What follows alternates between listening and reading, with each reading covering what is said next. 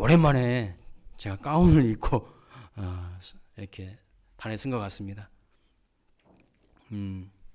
논산 훈련소에서 제가 2번 장병들에게 세례 준 적이 있거든요. 그때 가운 입어보고 처음 입어본 것 같아요.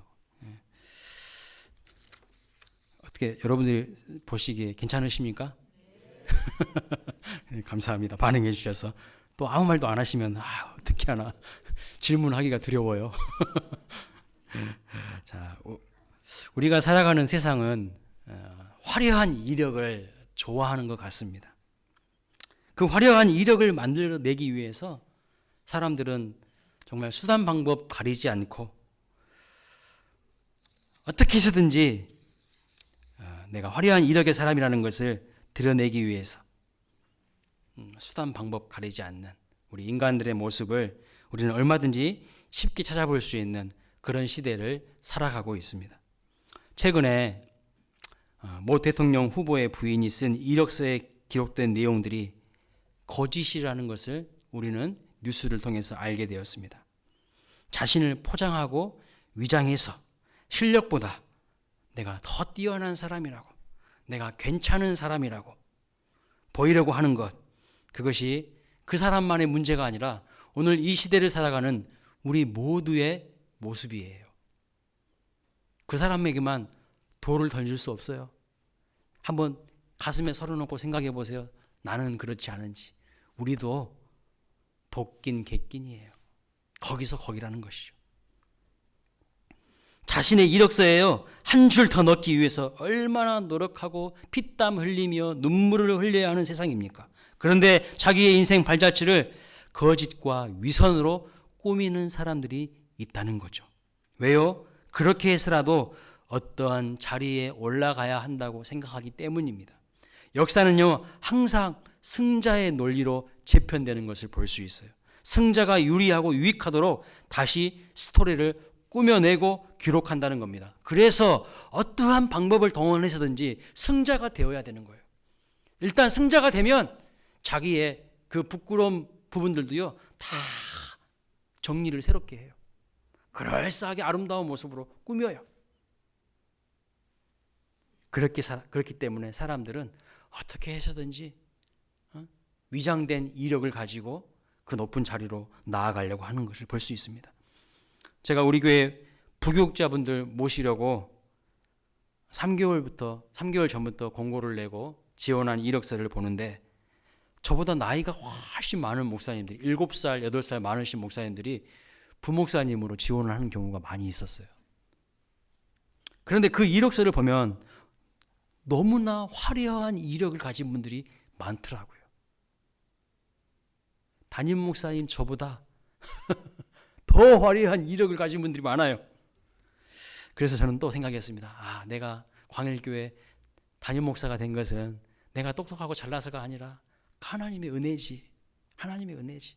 나같이 보잘것없는 사람, 키 170도 안 되는 이런 사람, 뭐라고 하나님이 이 좋은 광일교회 담임으로 하나님 세우셨을까? 이런 생각들도 많이 해봤습니다.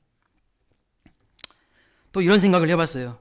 아니, 이렇게 이렇게 화려하신 분들이 왜 나이가 이렇게 드셨는데도 목회 현장을 못 찾으셨을까? 그런데 제가 곰곰이 생각하고 그 이력서와 자기소개서와 기타 서류를 보면서 무슨 생각에 잠겼냐면, 이력은 화려한데 진솔하게 하나님의 은혜가 자기 인생 가운데 어떻게 임했는지는 잘 이야기하지 못하는 것을 봤습니다. 화려한 것 같지만 알맹이가 없는 이력서예요. 세상 사람들은 그런 이력서 좋아할 줄 몰라요. 나 이것도 할 줄 알고요, 저것도 할 줄 알고요. 화려한 거. 세상 사람들은 그걸 좋아하죠. 근데 하나님은요, 별로 안 좋아하셔요. 하나님 어떤 이력서를 좋아하시는지 아세요? 바보 이력서를 좋아해요. 바보 이력서.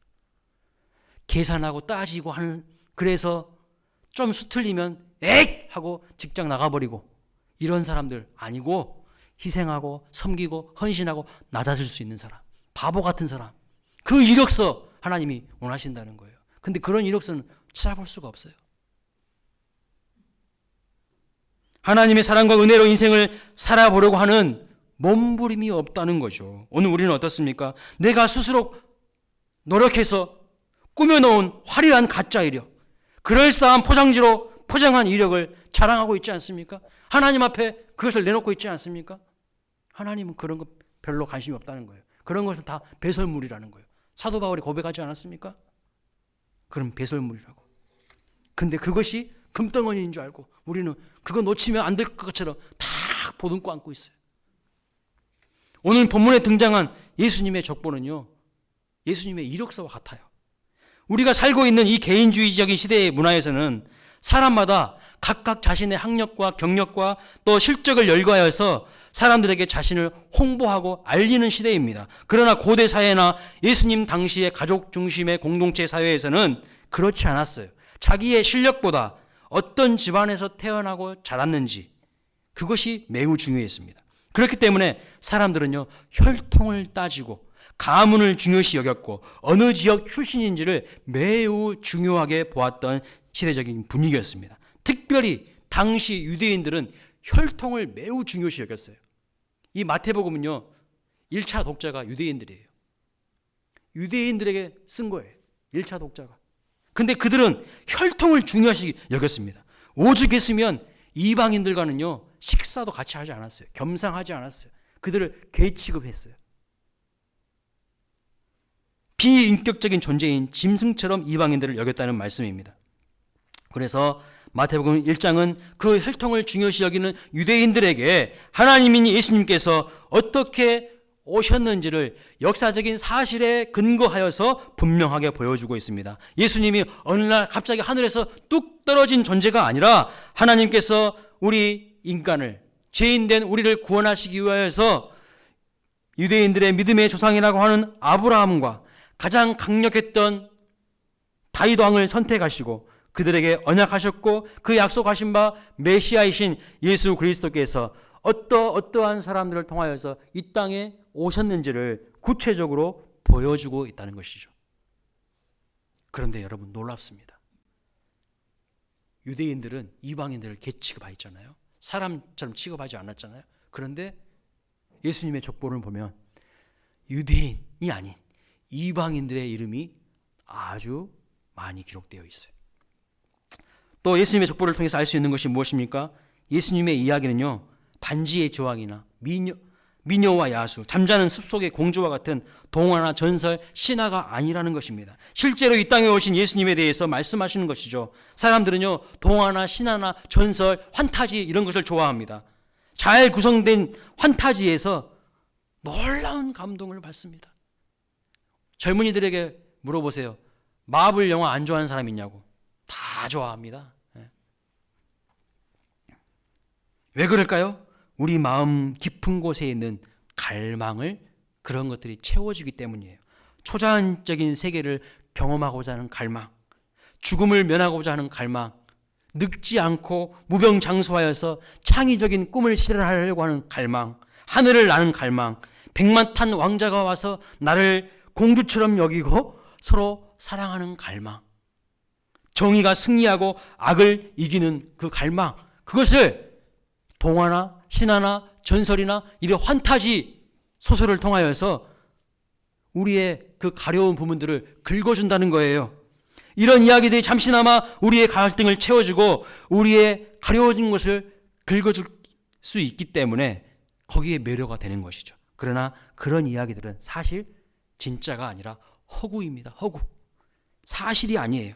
잠깐 현실을 초월하고 벗어난 환타지에서 우리는 대리 만족을 하면서 살아가지만 그것은 사실이 아니고 허구라는 거예요. 그냥 모래 위에 지은 집과 같다는 것이죠. 심리학자들이나 정신의학자들이요, 상담을 하기 위해서 찾아온 내담자들에게서 현실과 상상의 세계를 종종 혼동하는 분들을 만난다고 합니다. 사실에 근거하지 않는 자기가 만들어낸 그런 이야기에 몰두하는 사람들이 있다는 것이죠. 저도 그런 내담자를 1년 이상 꾸준하게 상담한 적이 있습니다. 어디서부터 어디까지가 사실이고 어디서부터 어디까지가 자기가 꾸며내고 만들어낸 이야기인지 잘 분간이 안 가요. 이것이 다 뒤죽박죽 섞여 있어요. 그래서 이분이 정말 어떤 정신세계 심리적인 상태인지를 분별해내는 것이 보통 어려운 게 아닙니다. 아마 그분의 스토리를 영화로 만들어도요, 어떤 영화보다도 심각하고 어떠한 이상한 스토리보다도 더 이상한 스토리를 가진 그런 내담자였어요. 그래서 그런 사람들의 병명이 무엇인지 아세요? 과대망상. 편집증적 성격 장애를 갖고 있는 분이에요. 편집증이 뭐예요? 자기가 원하는 부분만 부분적으로 골라내어서 그것을 합쳐서 이상한 이야기로 막 만들어내는 거예요. 어떤 사람에 대해서 이야기할 때 그 사람에 대해 평가를 하는 이야기를 들어보면 자기가 만들어낸 꾸며낸 이야기가 엄청 많아요. 그러나 예수님의 이야기는요, 아주 먼 옛날 옛적 이야기, 상상에 의해서 쓰여진 소설이나 이야기가 아니라는 것이죠. 예수님의 족보를 통하여서 명확한 역사적인 근거를 제시하고 있는 것을 볼 수 있습니다. 예수님께서 우리를 죄와 사망으로부터 구원하시기 위하여서 이 땅에 친히 오셨다는 것입니다. 인간은 인간을 구원할 수 없고 죄인은 죄인을 구원할 수 없기 때문에 인간을 만드신 창조주 하나님이신 예수님께서 친히 나를 대신하여서 죄의 문제를 해결하시고자 이 땅에 인간의 몸을 입고 오신 것입니다. 그리고 십자가에서 내 죄를 대신하여서 죽으셨어요. 그 십자가의 사랑과 은혜를 믿는 자에게 영원한 생명을 주신 것입니다. 이런 모든 인류 구원의 역사를 위하여서 예수 그리스도는 어느 날 갑자기 하늘에서 뚝 떨어진 존재가 아니라 하나님의 엄청난 구원의 그 경륜 가운데, 계획 가운데 아브라함과 다윗의 혈통으로 이 땅에 오셨다고 말씀하고 있어요. 여러분, 예수님의 족보는 예수님의 이력서와 같다고 말씀드렸죠. 그러면 예수님은 누구십니까? 유대인의 왕으로 오신 분이자 온 세상을 구원하기 위하여서 오신 메시아이시고 만왕의 왕이시고 구원주이십니다. 그래서 예수님의 족보는 어떤 족보일까요? 왕의 족보예요. 메시아의 이력서입니다. 그런데 당시의 족보는요, 세상을 향하여서 나는 이런 사람입니다 라고 자기를 드러내는 중요한 문서였어요. 그래서 사람들은 그 족보를요, 거짓으로 허위로 꾸며댑니다. 왜곡합니다. 요즘 이력서를 위조하듯이 말이죠. 요즘 사람들은 얼마든지 컴퓨터 기술로 자기가 그 대학을 졸업하지도 않았는데 졸업장도 거뜬히 컴퓨터 클릭 몇 번 하면 쫙 졸업장도 만들어낼 수 있다고 합니다. 그런데 사실 인간의 본질은요, 동서고금을 막론하고 다 비슷해서 옛날 사람들도 자신의 경력과 이력 중에서 드러내고 싶지 않는 부분, 불리한 부분은 삭제하는 것은 마찬가지였어요. 그래서 예수님 당시에 헤롯 대왕도 자신의 공식 족보에서 많은 사람들의 명단을 이름을 다 삭제했습니다. 사실 역사학자들에 따르면 우리나라 조선시대만 해도요, 성씨가 없는 사람들이 대부분이었다고 합니다. 성씨가 있는 사람들이 별로 없었대요. 조선시대 초기에 성씨가 있는 사람들은 15%, 조선 후기에는 성씨가 있는 사람이 30%밖에 안 됐어요. 나머지는 다 개똥이 소똥이에요. 조선시대는 사농공상이라는 그 신분제도, 양반, 중인, 상놈, 천민이 존재했습니다. 그런데 그 양반은요, 전체 인구의 몇 퍼센트 정도 된지 아세요? 전체 인구의 10% 이하예요. 제가 1부와 2부 사이에 다시 한번 검색을 해봤어요. 조선시대에 양반은 과연 인구의 몇 퍼센트였을까? 뭐라고 나온 줄 아세요? 1.9%였대요. 1.9%. 대부분은 상놈, 천민이었다는 거예요. 그래서 대부분은요, 성씨가 없는 사람들이었어요. 여러분들도 성씨가 없는 사람이었을지도 몰라요. 개똥이 소똥이었다니까. 그런데 조선 후기에 와서 이 신분 제도가 흔들리면서 많은 사람들이 족보를요, 돈 주고 샀어요. 그리고 성씨 없는 자기의 서러운 신분을 위장하고 포장하는 거예요. 나 양반인 것처럼. 그래서 자기들의 성과 이름을 대부분 김씨, 이씨, 박씨로 바꿨답니다. 원래는 성은 없고 이름만 있었죠. 자기들의 부끄러운 모습을 족보를 왜곡함으로써 괜찮은 사람이라고 허위로 둔갑시킨 거예요. 그렇게 해서 뭐 하려고 하는 거죠? 사람들에게 나 괜찮은 사람입니다. 환심을 사려고 했던 거예요. 왜요? 그런 가부장제도의 사회에서는요, 이 가문이 중요하고 자기의 실력보다, 자기의 어떤 학력보다 어떠한 가정의 분위기에서 태어났는지가 훨씬 중요했기 때문이죠. 그런데 마태는요, 정반대로 기록하고 있어요. 오늘 본문에 보시면 마태가 기록한 예수님의 이 족보를 보면요, 가히 충격적입니다. 고대 여타의 다른 족보들과 달라요. 예수님의 족보를 살펴보면서 하나님께서 오늘 우리에게 주시는 메시지를 발견할 수 있기를 바랍니다. 먼저 예수님의 족보를 보시면 5명의 여인들이 등장하고 있는 것을 볼 수 있어요. 일반적으로 유대인의 족보에 여인들의 이름이 기록되지 않습니다. 우리나라에도 특별한 일이 없으면 여인들의 이름은 족보에 기록하지 않았습니다. 어느 나라의 족보나 대체로 비슷합니다. 고대 가부장제 사회에서 여인을 족보에 기록한 사례는 사실상 거의 없어요. 특별히 히브리인들의 족보에는요, 여인들의 이름을 기록하지 않았어요.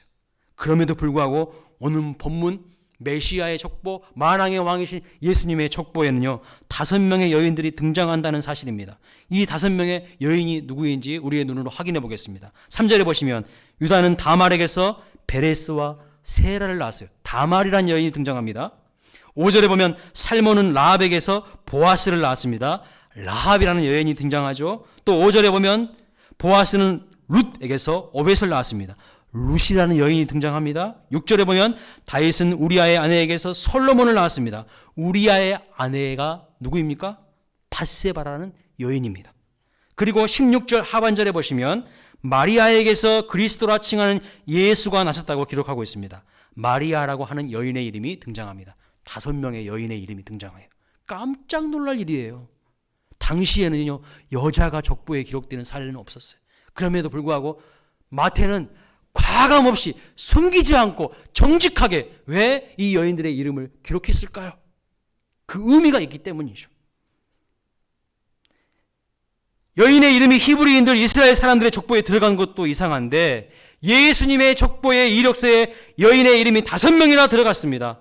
마태는 지금 거침없이 솔직하게 예수님이 어떤 통로를 통해서 이 땅에 오셨는지를 구체적으로 보여주고 있는 거예요. 이것이 신화가 아니고 전설이 아니고 동화가 아니고 실제로 있었던 인물이었다는 것을 우리에게 분명하게 보여주고 있는 것을 볼 수 있어요. 그런데 이 여인들의 공통된 특징이 무엇일까요? 마리아를 제외하고 모두 다 이방 여인이었다는 사실입니다. 다말 어떤 여인입니까? 가나안 여인이에요. 가나안 땅 이방 여인입니다. 라합 어디 출신이죠? 여리고성 출신. 여리고성도 가나안 아니겠습니까? 이방 여인이에요. 라합의 이름 앞에는 항상 2글자가 따라다니죠. 뭐라고 따라다닙니까? 기생 라합, 창기였다는 겁니다. 룻은 어떤 사람입니까? 모압 여인이었어요. 성경에 이 이스라엘 백성들, 하나님의 백성들을 보면 하나님의 백성들을 틈만 나면 괴롭히고 힘들게 하고 발목을 잘못 던 2 족속이 있어요. 암몬과 모압 족속입니다. 그래서 하나님께서 모압 족속은 여호와의 총회, 이스라엘 총회에 들어오지 못할 것이라고 말씀하셨어요. 그만큼 그들에게 거리를 두려고 했던 사람들이 모압 사람인데 룻이 바로 그 모압 여인이었다는 거예요. 또 6절에 보시면 다윗은 우리아의 아내에게서 솔로몬을 낳았다고 합니다. 여러분, 우리아의 아내가 누구죠? 밧세바인데 왜 다른 여인들처럼 이름을 기록하지 않고 왜 다윗이 우리아의 아내에게서 솔로몬을 낳았다고 이렇게 기록하고 있을까요? 다윗이 정상적인 혼인 관계를 통하여서 자녀를 낳은 것이 아니라는 것을 드러내고 있는 거예요. 자기 아내를 통해서 자녀를 낳은 것이 아니다라는 것을 명백하게 솔직하게 드러내고 있는 거예요. 가리고 싶은 이야기 아니겠습니까? 숨기고 싶은 이야기 아니겠습니까? 우리아가 누구죠? 자기의 부하 장수예요. 그런데 그 부하 장수의 부인을 취하고 싶어서 우리아를 최전방 적신으로 보내버리는 거예요. 무슨 죄를 저지른 거예요? 살인 교사죄예요. 그리고 부하 장군의 아내인 밧세바를 친합니다. 간음죄를 범하였어요. 자신이 가진 권력을 이용하여서 자신의 탐욕을 채우는 타락한 인간의 모습을 이 짧은 구절 안에 녹여서 기록하고 있는 거예요. 다윗의 허물과 다윗의 비참한 죄인의 모습을 그대로 그냥 보여주고 있는 거예요. 왜 그럴까요? 그리고 여러분, 다윗의 부하 장군이었던 우리아는 헷 족속 출신입니다. 유대인이 아니에요. 정통 유대인이 아닙니다. 헷 족속 출신이에요. 그래서 우리아의 아내인 밧세바도 헷 족속 출신일 가능성이 매우 많아요. 이방 여인으로 추정되는 인물입니다. 어쨌든 성경은 대담하게, 마태는 정말 솔직하게, 평판이 좋지 않고 사회적인 명성으로 보나 그 어떤 곳으로 보나 기록되어서는 안 될 내용들을 족보에 가감없이 있는 그대로 기록하고 있는 것을 볼 수 있어요. 3절에 보면 유다는요, 다말에게서 베레스와 세라를 낳았대요. 여러분, 유다와 다말이 어떤 관계인 줄 아시죠? 성경적 읽어보신 분들은 다 아시죠? 어떤 관계입니까? 시아버지와 며느리 관계예요. 이게 성경에 들어가 있다는 거예요. 예수님의 족보에 들어가 있다는 거예요. 당시에 시대적인 어떤 상황과 배경을 고려한다 할지라도 이것은 삼류 막장 드라마에나 나올 만한 이야기가 지금 나오고 있어요. 도덕적 윤리적으로 비난받아 마땅한 죄를 지금 범한 겁니다. 이런 역기능적인 가정을 통하여서 누가 오셨다는 거예요? 메시아이신 예수 그리스도가 오셨다는 거예요. 우리의 상상을 뛰어넘는 왕이시고 메시아이신 예수님이시기 때문에 고결하시고 아주 훌륭하신 분들의 혈통을 통해서만 오셨겠지라고 생각하는데 완전히 우리의 생각을 다 깨부시는 것을 볼 수 있어요. 기생 라합은요, 그야말로 여리고성에 스파이로 들어온 남자를 보호해주고 지켜주었는데 그 남자와 바로 결혼을 합니다. 여호수아가 가나안 땅을 점령하기 전에 정탐꾼을 보내잖아요. 자기도 모세의 정탐꾼이었는데 여호수아가 모세의 후계자가 된 다음에 가나안 땅을 점령하기 위해서 또 여호수아도 정탐꾼을 보내요. 근데 기생 라합이 여리고성에서 그 정탐꾼을 보호해주고 맞아줘요. 숨겨주어요. 그 중에 한 남자랑 눈이 맞아서 결혼했다는 거 아닙니까? 그런데 이 라합은 이방신을 섬기고 거짓신을 섬기는 사람들 편에 쓴 게 아니라 하나님 편에 쓴 거예요. 그들을 보호해 준 것은, 지켜준 것은. 결국 라합은요, 신분과 출신이 이방인이었고 천한 사람이었지만 하나님 편에 서서 믿음으로 살았습니다. 결국 여리고성이 함락될 때에 믿음으로 자기 가족을 지켰던 인물이에요. 다른 사람들은 다 망했어요. 그런데 하나님 편에 섰을 때, 믿음으로 섰을 때 자기 자신뿐만 아니라 그의 가족까지도 구원시키는 사람이 되었던 거예요.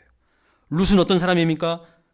모압 여인이죠. 그러나 시어머니 나오미를 따라서 고향 모압 땅을 떠나서 나는 어머니가 가시는 곳에 가고 어머니의 하나님이 나의 하나님으로 믿을 것이고 어머니가 죽는 땅에서 나도 죽겠습니다 결심하면서 다시 이스라엘로 베들레헴으로 돌아온 여인입니다. 하나님을 선택한, 믿음으로 선택한 여인이었다는 거예요.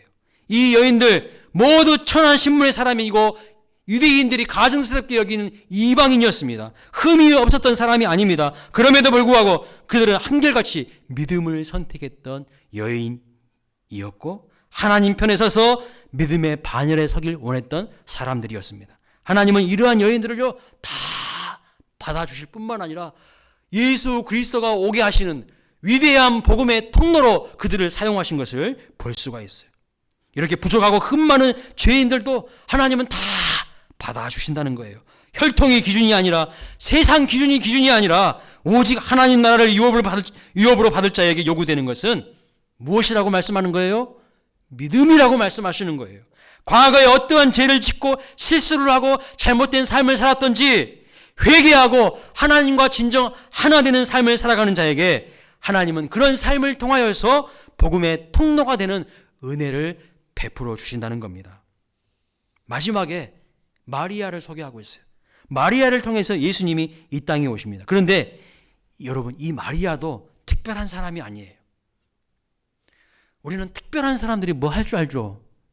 그렇지 않더라고요. 성경에 보면요, 가난하고 천대받고 문벌 좋지 않고 약한 사람들 들어서 하나님이 세상에 강한 사람들을 부끄럽게 한다고 말씀하고 있어요. 고린도서 말씀 보십시오. 그저 마리아도 평범한 사람입니다. 이스라엘 사회에서 마리아 하면 그냥 그저 그런 사람, 평범한 사람. 마리아라는 이름이 그냥 흔하고 흔한 이름이었어요. 그러나 그녀에게도 무엇이 있었습니까? 믿음이 있었어요. 누가복음 1장에 보시면 천사 가브리엘이 마리아에게 와서 마리아의 몸을 통하여서 예수님이 오실 것을 알려주었어요. 그런데 누가복음 1장 38절에 보면 이렇게 말합니다. 같이 한번 읽어보겠습니다. 시작. 마리아가 이르되 주의 여정이오니 말씀대로 이루어지리이다. 네, 그렇습니다. 여러분, 처녀가 임신을 한다는 게 이해가 되세요? 아니, 천사가 지금 자기를 통하여서 아기 예수가 잉태하게 될 것이라고 이야기를 하는데 이 처녀의 입장에서 이해가 되냐고요.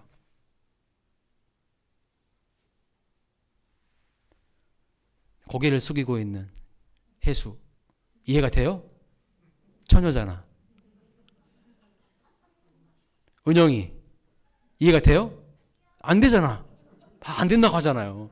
이해가 안 돼. 그런데요, 마리아는 다른 반응을 보여요. 저 같았으면 하루 종일 울었을 것 같아. 왜 나입니까? 하필이면. 에? 왜 하나님 나냐고.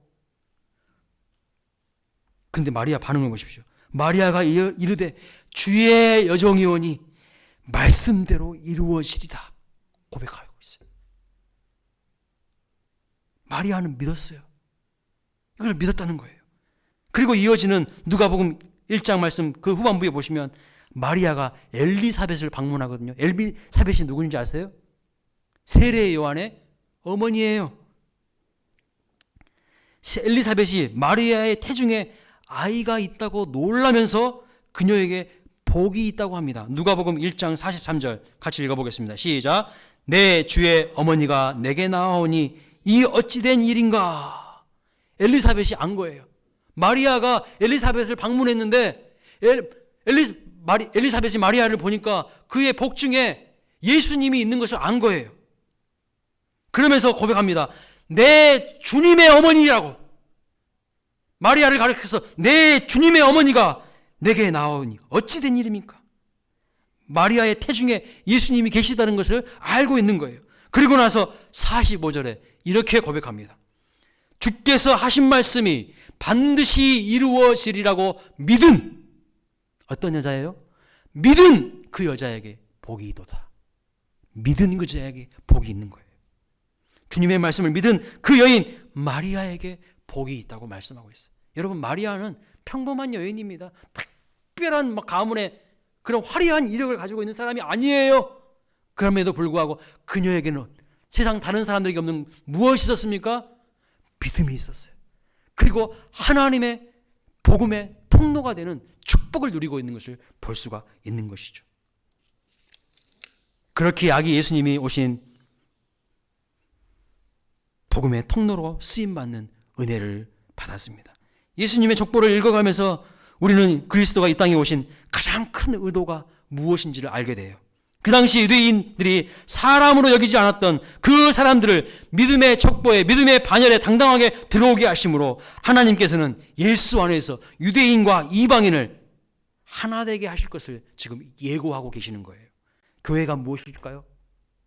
주님의 몸이죠. 주님의 몸인데 교회는요, 벽이 허물어지고 담이 허물어진 믿음의 가족입니다. 과거에 어떤 죄를 지었건 어떤 배경을 가지고 있든지 하나님께서 믿음을 보시고 예수 그리스도가 오시는 복음의 통로로 우리를 사용하신다는 거예요. 이 엄청난 은혜이죠. 또한 예수님은요, 소외당하는 자, 가난한 자, 버림받은 자, 상처많은 자, 이 죄인들을 구원하시기 위해서 그보다도 더 낮은 자들을 통하여서 이 땅에 오셨다는 거예요.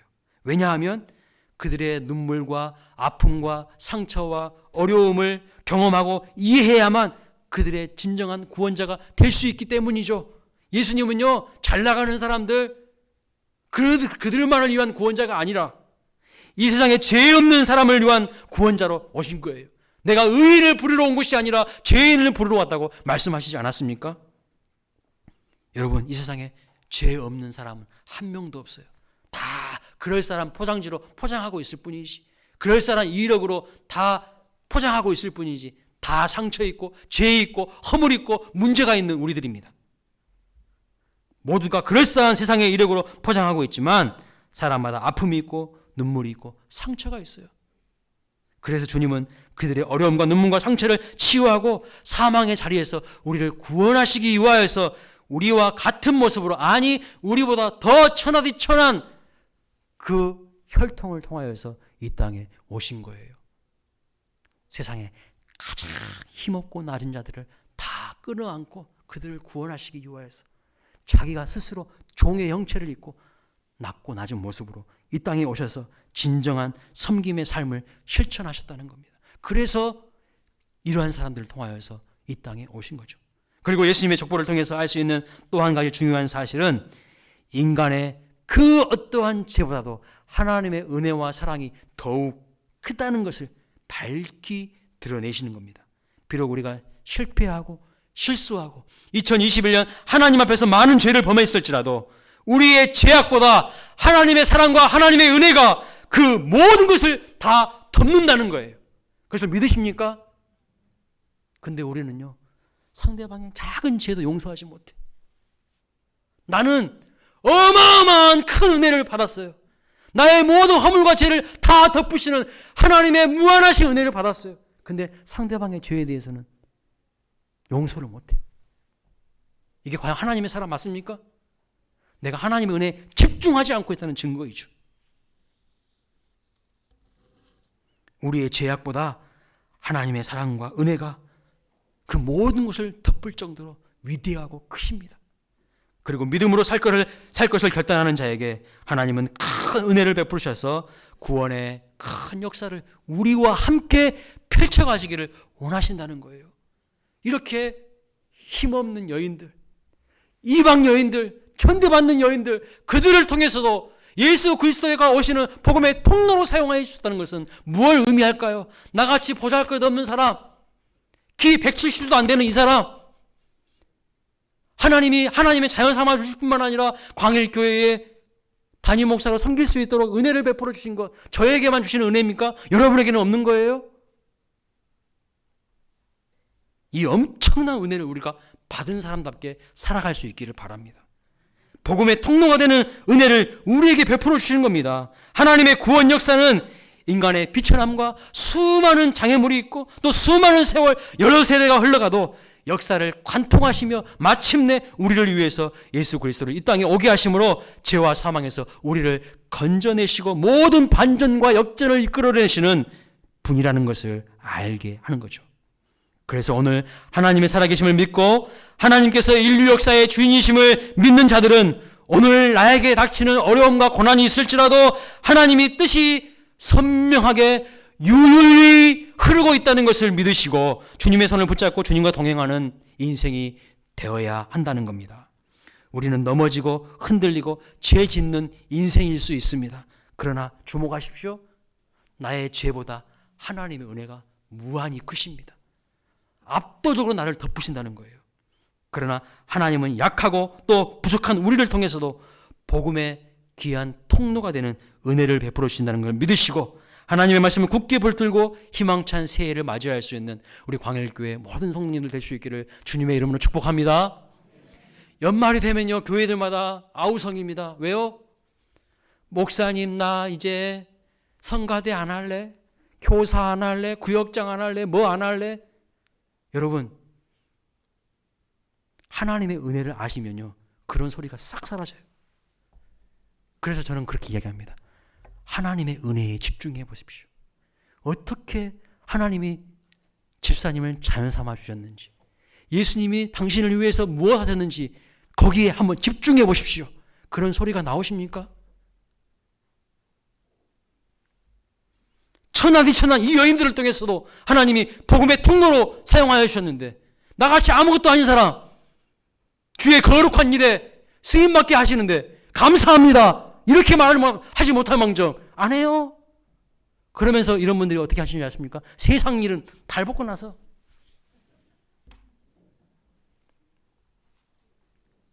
정신 차리셔야 돼요. 나같이 아무것도 아닌 사람을 자연 삼아 주신 것도 감사한데 장로로, 권사로, 집사로, 목사로 세워진 거, 이거 얼마나 큰 은혜입니까?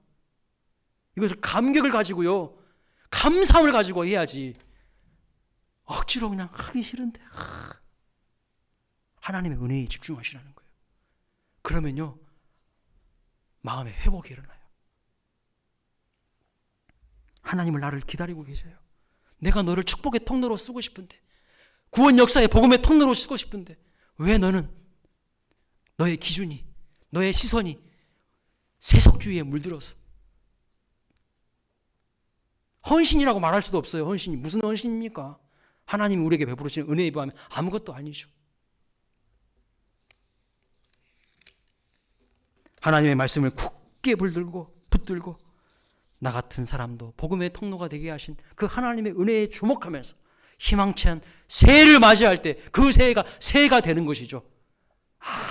많은 마음의 변화도 없이 달력만 넘어간다 해가지고 2020년 뭐 새로운 일들이 펼쳐질까요? 절대 그렇지 않습니다. 하나님의 은혜에 집중하십시오. 그리고 하나님과 동행하는 복음의 통로가 되는 우리 모두의 삶이 될 수 있기를 주님의 이름으로 축복합니다. 아멘. 자리에 다 함께